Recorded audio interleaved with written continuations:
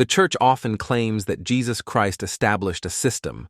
By system is meant the church as an institution, a structure of authority, succession, a hierarchy, and a set of mandatory forms. That claim has become almost an axiom. It is rarely questioned. More often it is inherited. But if you set aside the customary ecclesiastical language and turn to the texts, to history, and to human experience itself, the picture looks different. Jesus did not leave a system. He left a direction. He set a way of life, not a form of organization. He set a tone, not a detailed score. That distinction is crucial. Picture a simple image: a tuning fork, a small metal instrument. It does not make music. It does not build an orchestra. It does not explain how to make violins or pianos. It simply rings if you strike it lightly. And if there is a string nearby tuned close to that frequency, it begins to sound with it, with no order, no instruction, no transfer of authority. That is called resonance. In the gospel texts, there is no charter, no governance blueprint, no job descriptions, no liturgical regulations, no procedure for transferring power, no instruction for exactly what a community should look like after Jesus' departure. That does not look like forgetfulness. It looks like principle. Jesus talks about fear and trust, about life and death, about freedom and truth, about the inner person. He does not talk about structure. He does not talk about mechanisms. He does not talk about a system. If Jesus had intended to create a durable institutional form, the absence of such instructions would be strange. In that case, instructions would have been decisive. But we see the opposite. We see a steady reluctance to formalize. We see a language of images, parables, and paradoxes. We see a call to an internal choice rather than to an external arrangement. A tuning fork does not explain how to live. It simply sets the frequency. Life either responds or it does not. Jesus' words consistently undermine systemic thinking. He says, the kingdom does not arrive in an obvious, outward way. He says it is within a person. He forbids the fixing of titles and statuses. He upends hierarchy, naming first the one who serves. Systems are built on control, boundaries, and visible power. These words destroy the very logic of control. A tuning fork does not govern the string. It does not check documents. It does not demand loyalty. It simply vibrates. After Jesus' death, many forms emerge. The Jerusalem community lives one way. The communities associated with Paul live another. The Johannine tradition speaks its own language. Judeo-Christians remain closer to the law. Gnostic groups seek a different path. Disputes flare up among these groups over meaning, path, and way of life. But none of the sides opens a document titled Instructions of Jesus. No one cites a charter. No one says, this is what Jesus said about structure. Each group hears the original frequency differently. Each tries to tune itself. Somewhere the sound is pure. Somewhere it goes flat. This is not a sign of chaos. It is a sign of the absence of a rigid form. If an instruction had existed, diversity would have lost its point.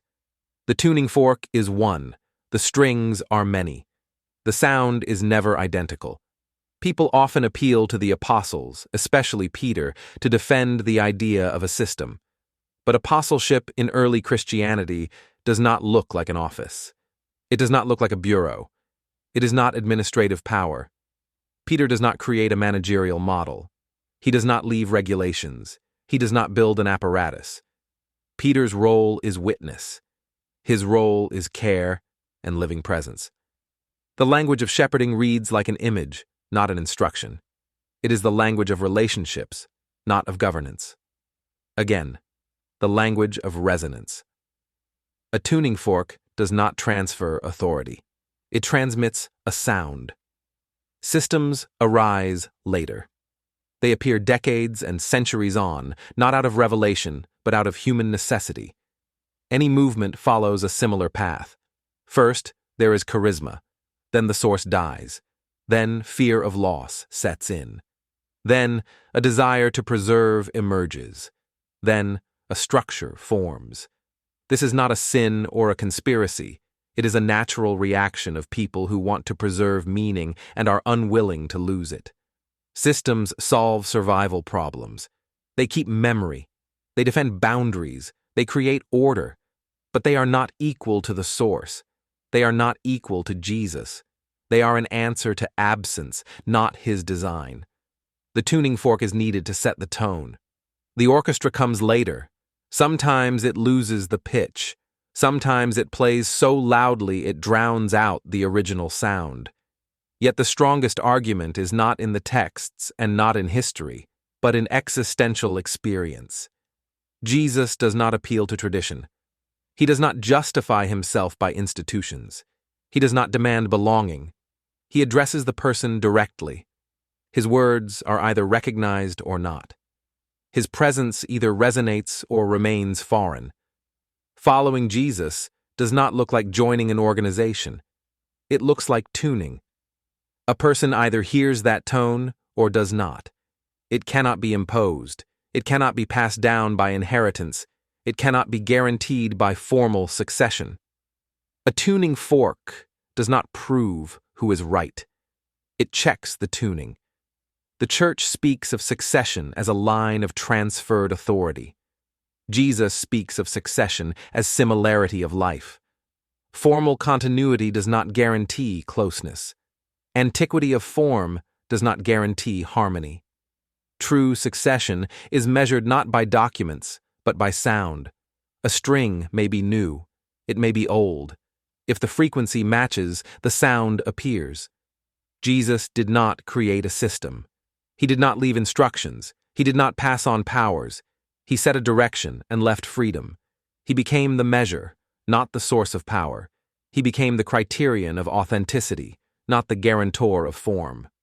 The church remains an attempt to preserve that sound, sometimes deeply, sometimes traumatically, sometimes accurately, sometimes distorted. Its value is determined not by scale or power, but by the degree of its resonance with that original tone. Jesus is not the architect of a system. He is a tuning fork. Everything else is instrument, and each instrument made by human hands is defined by whether or not it sounds at that frequency.